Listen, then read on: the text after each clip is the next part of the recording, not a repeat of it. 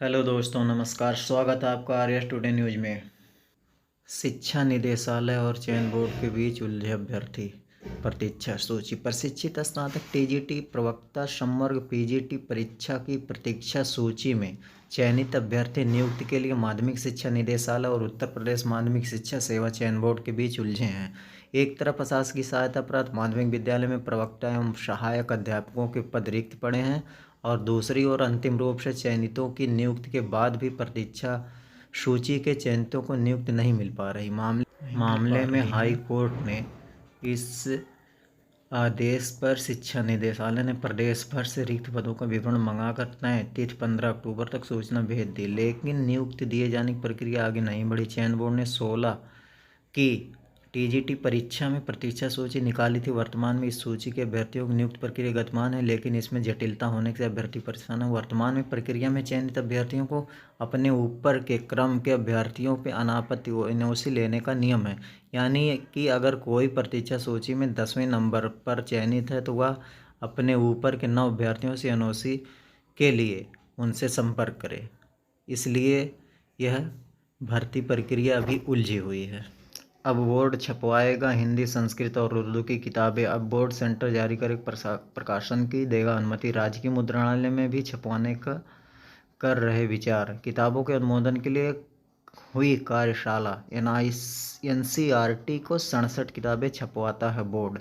प्रमुख UP board के 28,000 विद्यालय स्कूलों में पढ़ाने वाले कक्षा 9 से 12 तक के 1 करोड़ से अधिक बच्चों को अधिकृत और त्रुटिहीन किताबें पहुंचाने के लिए मकसद से बोर्ड ने अब हिंदी और संस्कृत उर्दू किताबें अपनी निगरानी में छपवाएगा। जूनियर एडेड शिक्षक भर्ती सूचना। सरकार के लिए कांटों भरी होगी शिक्षक भर्ती की डगर। शिक्षकों के 1504, प्रधानाध्यापकों के 390 पदों पर होगी भर्ती। कोर्ट के आदेश पर सहायता प्राप्त जूनियर हाई स्कूल में हो रही भर्ती।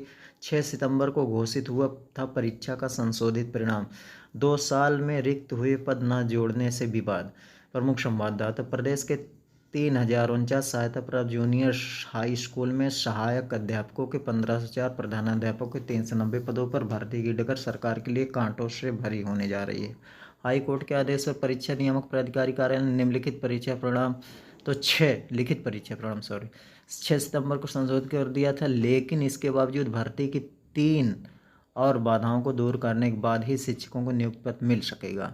किस स्तर 2 लागू करे आरक्षण पता नहीं। इस भर्ती के लिए आरक्षण स्कूल राज्य या राज्य किस स्तर पर लागू करे यह तय नहीं है। दिसंबर 19 में जारी प्रदेश की मान्यता प्राप्त बेसिक शिक्षा जूनियर नियमावली 1978 अध्यापकों की भर्ती एवं सेवा की शर्तें में आरक्षण व्यवस्था की स्थिति साफ नहीं है।